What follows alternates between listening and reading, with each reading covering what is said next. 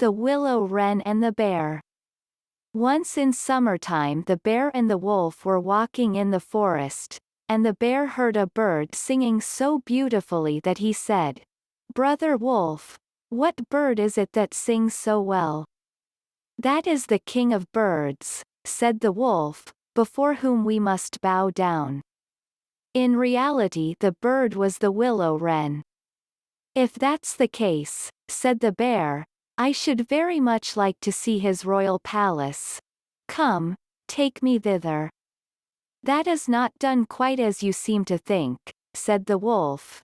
"You must wait until the queen comes." Soon afterwards, the queen arrived with some food in her beak, and the Lord King came too, and they began to feed their young ones.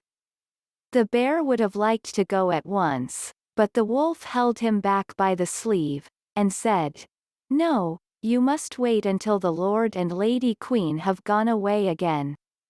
So they took stock of the hole where the nest lay, and trotted away. The bear, however, could not rest until he had seen the royal palace, and when a short time had passed, went to it again. The king and queen had just flown out, so he peeped in and saw 5 or 6 young ones lying there. "Is that the royal palace?" cried the bear. "It is a wretched palace, and you are not king's children, you are disreputable children." When the young wrens heard that, they were frightfully angry, and screamed, "No, that we are not. Our parents are honest people.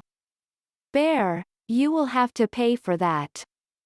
The bear and the wolf grew uneasy, and turned back and went into their holes. The young willow wrens, however, continued to cry and scream, and when their parents again brought food they said, "We will not so much as touch one fly's leg.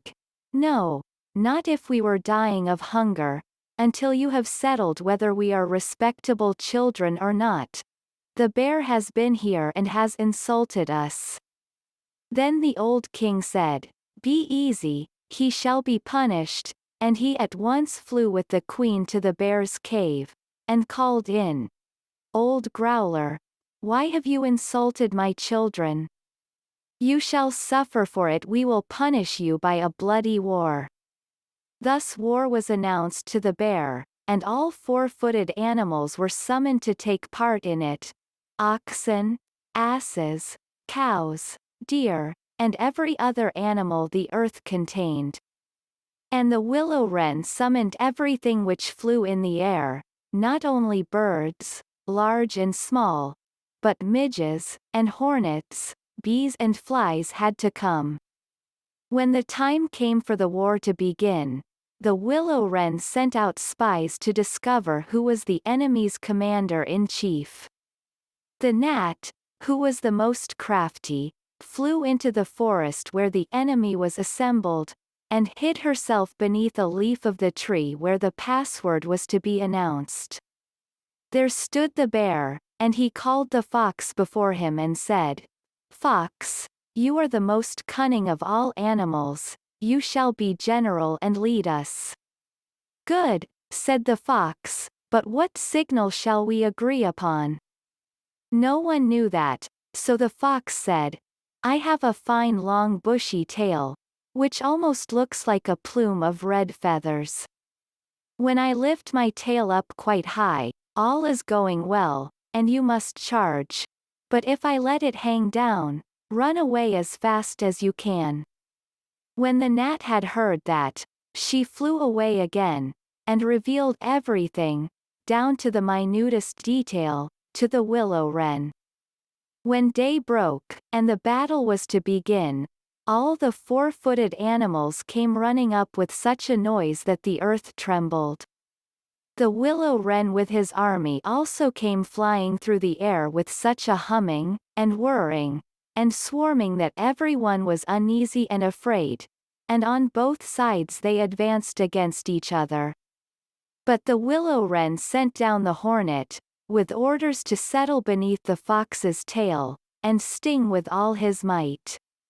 When the fox felt the first sting, He started so that he one leg, from pain, but he bore it, and still kept his tail high in the air. At the second sting, he was forced to put it down for a moment. At the third, he could hold out no longer, screamed, and put his tail between his legs. When the animals saw that, they thought all was lost, and began to flee, each into his hole, and the birds had won the battle. Then the king and queen flew home to their children and cried, "Children, rejoice, eat and drink to your heart's content, we have won the battle."